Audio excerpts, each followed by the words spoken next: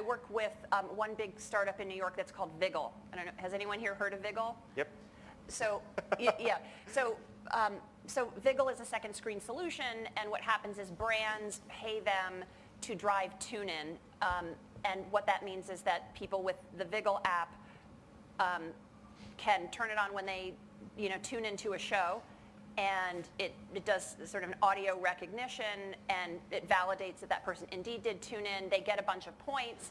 They get more points if they share it with their friends. Anyway, Viggle runs an entire shadow sort of economy. It's like a loyalty program for entertainment, and they're expanding into music and all of this kind of stuff. Wow. And that data, the tune-in amplification is crazy. It's like 200%. Yeah. Wow. I saw the data. Yeah, you can drive tune-ins by 200%. The engagement rate is considerably longer, and they can measure it by the tune-in. So this is really groundbreaking type of stuff. And similarly, I think with the House of Cards example on Netflix, they were able to commit an entire season, like an entire story arc and season, which just wouldn't happen in the conventional world where you do a pilot, see how the focus groups do against the pilot and what the audience was delivered on the pilot, and then you commit to that later. I wanted to kind of step aside, and also we're talking very consumer here, but a lot of you surely are doing a ton of work in the business-to-business space and around like very large commercial clients. And I think, first of all, it's like a huge piece of our economy, and social and mobile do play very much into that as well. And it may not be as sexy sounding, but it is as critical and not always as intuitive as to how to sort of pursue that. So when we were talking on the call, you raised the notion of like yammers and internal. I'm sorry. Yes. No, it's all cool. So internal, like enterprise social media, there are people that build, companies that build large social networks, and it's sort of they build it and nobody comes. And if that's the case, then does it make sense to be pursuing social, and what role does social have, within that? In my view, social is between people. It's people talking to people. They may be able to find people that they otherwise wouldn't have been able to find, and it permits for conversations that they otherwise may not have been able to have. But it doesn't just happen because the pipes are built or because the technology is there. A good friend of mine, her name is Nilofer Merchant.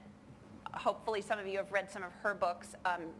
Recently one called The Social Era, I think 11 Rules of the Social Era, which is about a shift from the top-down manufacturing era to the social era, calls for the rise of what she's coined as the chief community officer. So this is actually a quite senior level person at an organization who is about building community.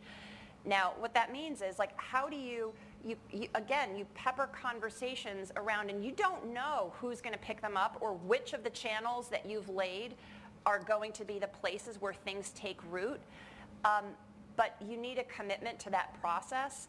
It's not something that can be done sort of, sort of half part-time. It requires commitment, and it's a pretty, exhausting job. So, like even at Microsoft, we've got a boatload of yammers. Some of them are complete echo chambers where no one is participating, and then some of them just like take off. And so the point is, you kind of build that piping, and then start seeing where stuff happens. And sometimes you've got a bunch that are like The Walking Dead. They're not doing a whole lot. And then something happens in the news, or there's some kind of burning platform that then sparks that group that's already there. I've got a great example of that from a client that I work with. They really wanted to adopt social, like some sort of internal social network for themselves. And it was a ghost town. People were forced. All of the process documents had to be put on this social network. Any directory, you had to go to this social network to find anything. And it became a ghost town. People were just, right? They hated it. People were printing out Word documents of the telephone directory so they didn't have to go on to oh, no. like this, It's a great story. But when the World Cup came around, a page popped up on the social network, on the wiki. The company was based in the UK, so there were a lot of soccer fans. And all of a sudden, this became the biggest community on that internal social network. And it was people trash talking about their countries. And it led to, do you want to do a fantasy European soccer league? Do you want to do this? Do you want to do that? And the community manager, it wasn't a chief community officer or anything like that, but the person who was in charge of it was a community manager, had buy-in from the executives, and basically just fostered that. Just said, look, this is the cool thing that people are doing. This is what you can do with this, with this system. It had to grow organically. It couldn't be forced, and it had to grow organically with a cultural change. Right. That was the way that it took off. Let me just, Sankar, can you just tell me that story you told me when we first met about, if you'd had cell phones in Afghanistan? Yeah, so this was on the back of financial structure reform just after the Taliban, and then the world was trying to bail out, bailout is a bad word, but world was trying to help Afghanistan get restructured, and there was a lot of aid that was going, but then no one was able to be sure as to what is going to happen. Is the recipient really the recipient, or is there going to be some politician that is going to fill up a 100-sheet and say, I gave everybody microfinance? Right, basically Sankar and the Marines and the rest, World Bank, UN, and World Bank, all there, UN, yeah. were loading stuff onto trucks and saying, okay, you're ready to go, and then the trucks would go, and that was the last anyone ever saw them. What we were thinking about was, gosh, if we could have given everyone on the trucks something like this, then all of a sudden we've got a trail. Right, but banks are also in a tough spot, right? Because there's a lot of regulation, things like capital, credit, and so on. So I think all this other SoMo stuff for the other industry, right? Banks it's tougher to get it implemented, right? Because it's it has to make money. I'll give you an example. Wells Fargo has 70 million customers, right? Of which about 15 million have a mobile interaction.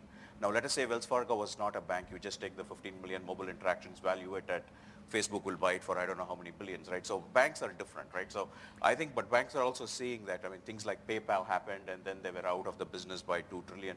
And now Starbucks wallet has happened and 35% of same store sales happen on a mobile wallet. So from a bank's perspective, the social gets embedded into the mobile because mobile is going to be the device for payment, for transactions and so on. So I think the convergence is a lot more, but it's a tough place to be right now. This happens in not just financial services, but healthcare is another big one. Highly regulated industries wind up, that type of rapid testing that I was referring to earlier is really, hindered.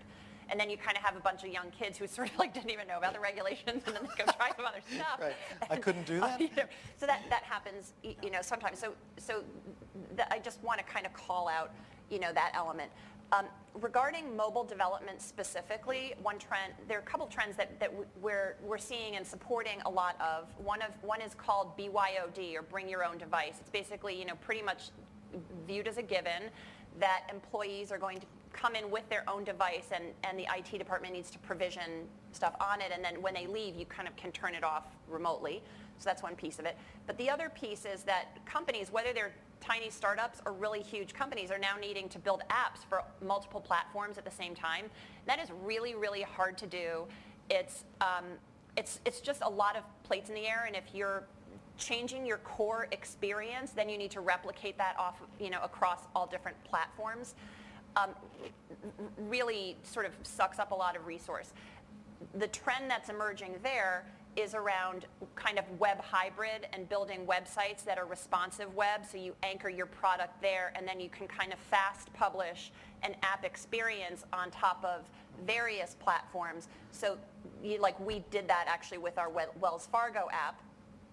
They weren't ready to, they were in iOS and they were in Android, they weren't ready to publish what's called a native Windows Phone app, but because they have, a responsive mobile website, it would appear to the end, it's not as beautiful as a native app, but it has that sort of app on the phone kind of experience, and they can do the banking. And for the publisher, for the Wells Fargo or whatnot, their innovation energy is focused and anchored in the web. And it is so easy to create one of those, mobile friendly.